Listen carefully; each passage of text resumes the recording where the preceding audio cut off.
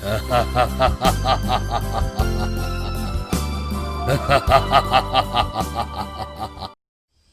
बार एक गांव में एक दिनेश नाम का माली रहता था। वो अपने बाग के पेड़ और पौधों से बहुत प्यार करता था। गांव से बाहर होने के कारण वो अक्सर घर लेट हो जाया करता था, जिसकी वजह से एक दिन इसी बात पर दिनेश और उसकी बीवी सविता में काफी लड़ाई हो जाती है। पता नहीं क्या काम करते हो, मुझे तो कुछ समझ में नहीं आता, और रोज रात को देर से भी आते हो। कितनी बार बोल चुकी हूँ कि ये फालतू का काम बंद करके कुछ नया काम कर लो, कुछ नया काम कर लो। इस बाग को बेच दोगे तो कितने अमीर हो जाएंगे हम, पड़ोसी भी कितने अमीर होते जा रहे हैं हमसे। क्या गरीब रह जाएंगे, भगवान का दिया सब कुछ तो है।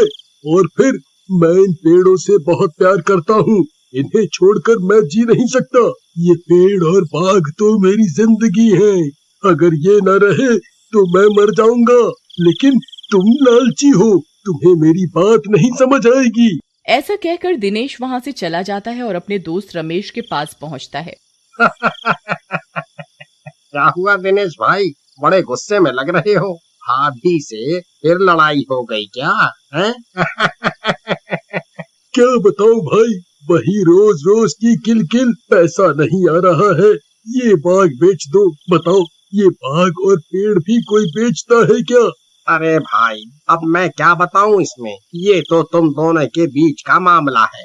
तुम कहो तो मैं और गीता समझाएं भाभी को। अरे वो कुछ नहीं सुनेगी, लालची हो गई है वो, बस पैसा पैसा दिखता है उसको। चल भाई, मैं जा रहा हूँ बाग में, और आज से अकेले ही रहूंगा अपने बाग में ही, भाड़ में जाए वो। इसके बाद दिनेश वहाँ से चला जाता है और अपने बाग में आकर लेट जाता है। रात में उसे कुछ शोर सुनाई पड़ता है तो वो उठता है। कौन है, सामने आओ। तभी उसके सामने कुछ गुंडे, जिनके नाम प्रवीण, सूरज और भूरा होते हैं, आकर खड़े हो जाते हैं। सभी के हाथों में तलवार और हथियार होते हैं। तभी प्रवीण नाम का गुंडा बोलता है, जान ले लो इसकी। लेकिन भाई, मुझे क्यों मार रहे हो? मैंने क्या किया है? मुझे छोड़ दो, जाने दो। ये बताने के लिए मुझे मना किया गया है, लेकिन तू बोल रहा है तो तुझे इतना बता देता हूँ, तेरा ही कोई खास है। इसके बाद वो गुंडे दिनेश को मार डालते हैं और उसकी लाश को उसी बाग में एक पेड़ के नीचे दफना देते हैं और वहाँ से चले जाते हैं। लेकिन असमय मरने के कारण दिनेश एक भूत बन जाता है। उधर दिनेश जब कई दिनों तक घर नहीं आता तो दिनेश की बीवी सविता रोने लग जाती है। तभी रमेश वहाँ आता है और गांव के काफी लोग जमा हो जाते हैं। देखो ना रमेश, ये क्या हुआ, ये मुझे छोड़कर चले गए। अरे मैं लड़ती थी तो अपने अकेले के लिए थोड़ी ना लड़ती थी, मैं चाहती थी कि हम दोनों साथ में और अच्छे से रह सके। इसमें मेरी क्या गलती थी, इसमें मैं क्या गलत करती थी? मुझे पता है सविता भाभी, आपको कोई गलत नहीं समझ रहा, आप रोइए मत। इसके बाद रमेश और बाकी गांव वाले वहां से चले जाते हैं। उसी रात सूरज के घर पर दरवाजा खटखटाने की आवाज आती है। कौन है यार, इतनी रात को सोने भी नहीं देते। सूरज दरवाजे की तरफ चल देता है, लेकिन जैसे ही वो दरवाजा खोलता है उसके सामने दिनेश का भूत होता है। दिनेश, तुम जिंदा कैसे हो गए? लेकिन भूत कुछ नहीं बोलता और उसको मार देता है। ये बात प्रवीण और भूरा को पता चलती है तो भूरा बहुत डर जाता है। प्रवीण भाई, मुझे तो डर लग रहा है। देखो, सूरज को मार दिया, लगता है उस दिनेश का भूत जिंदा हो गया है। कितना डरपोक है यार तू तो। अरे भूत कुछ नहीं होते, कोई दुश्मनी रही होगी सूरज की और उन्हीं दुश्मनों ने मारा होगा उसे। कुछ भी हो भाई, मैं घर नहीं जाऊंगा और आपके साथ ही रहूंगा कुछ दिन। तू भी ना बिल्कुल फट्टू और डरपोक है। उसके बाद प्रवीण और भूरा प्रवीण के घर ही सो जाते हैं। रात में भूरा की नींद एकदम से खुलती है तो उसके सामने दिनेश का भूत खड़ा होता है। प्रवीण भाई उठो, देखो कौन खड़ा है। प्रवीण एकदम से उठकर बैठ जाता है, लेकिन दिनेश के भूत को देखकर वो भी डर जाता है। तभी दिनेश का भूत भूरा को गले से पकड़कर उठा लेता है और उसकी गर्दन दबाकर मार देता है।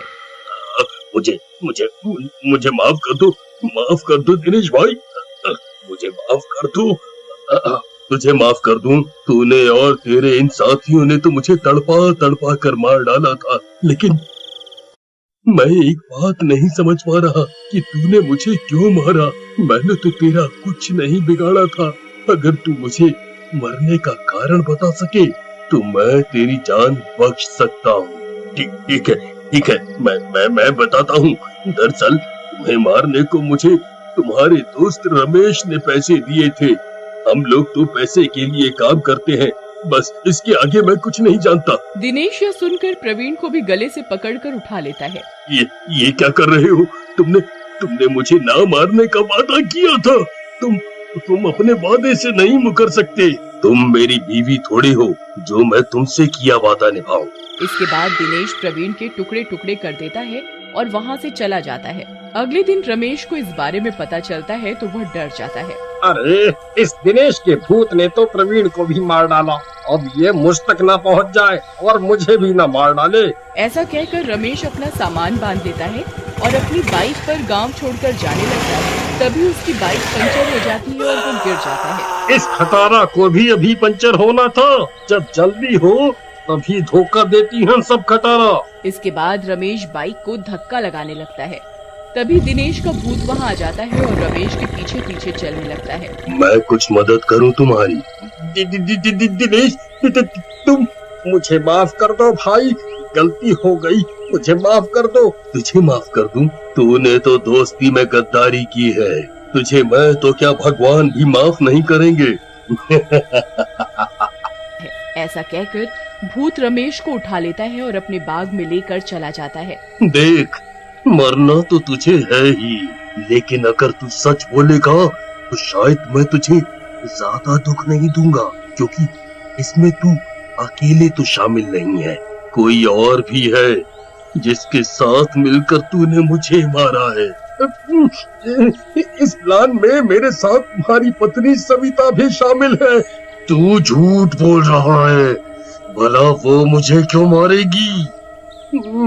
मैं सच बोल रहा हूँ।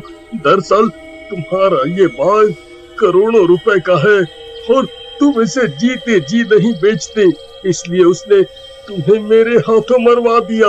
अब मेरी जान बख्श दो और मुझे जाने दो। मैं तो तुम्हें अपना सच्चा दोस्त मानता था, लेकिन तुमने मुझे धोखा दिया।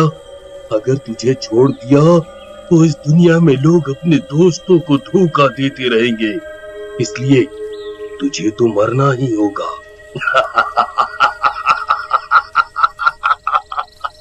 इसके बाद दिनेश का भूत रमेश को मार डालता है। उधर सविता को रमेश की मौत का पता चलता है तो वो काफी डर जाता है। सविता एक तांत्रिक के पास पहुंचती है और उसे सारी बात बताती है। सविता, तुमने किया तो बहुत गलत है, और वो भूत कोई और नहीं बल्कि तुम्हारा मरा हुआ पति ही है। तुमने पैसे के लालच में उसे धोखा दिया है। तुम्हें मरने से मैं तो क्या, कोई भी नहीं बचा सकता। तभी वहाँ दिनेश का भूत आ जाता है और सविता को उठा लेता है। ये देखकर तांत्रिक वहाँ से भाग जाता है। अरे भागो रे भागो, अपनी जान बचाकर भागो। दिनेश का भूत सविता को उठाकर बाग में ले जाता है। सविता, जहाँ से ये कहानी शुरू हुई थी आज वहीं पे खत्म होगी। देखो, तुमने मुझे पैसे के लालच में मारा, लेकिन तुम्हें वो पैसा भी नहीं बचा पा रहा। अगर तू मुझसे मांगती तो मैं बाग तुझे वैसे ही दे देता। मारेगा तो तू मुझे वैसे भी, लेकिन मैं तुझे पूरी बात जरूर बताऊंगी ताकि तू भी मुक्ति पा सके। पूरी बात? मतलब? मैं और रमेश एक दूसरे से प्यार करने लगे, लेकिन तुम्हारे जिंदा रहते हम कभी नहीं मिल सकते थे। इसीलिए हम दोनों ने तुझे मारने की योजना बनाई और मार डाला। ताकि हम दोनों इस बाग को बेचकर चैन से रह सके। ये सुनकर दिनेश का भूत गुस्से में आ जाता है और सविता के टुकड़े टुकड़े कर देता है। उन दोनों को मारकर उसे सुकून मिल जाता है और आज भी दिनेश की आत्मा उसी बाग में रहती है और अपने बाग का ध्यान रखती है। उसमें लगे फल सब्जियां गरीबों के काम आते हैं और लालची लोगों को वो आत्मा अंदर फटकने भी नहीं देती।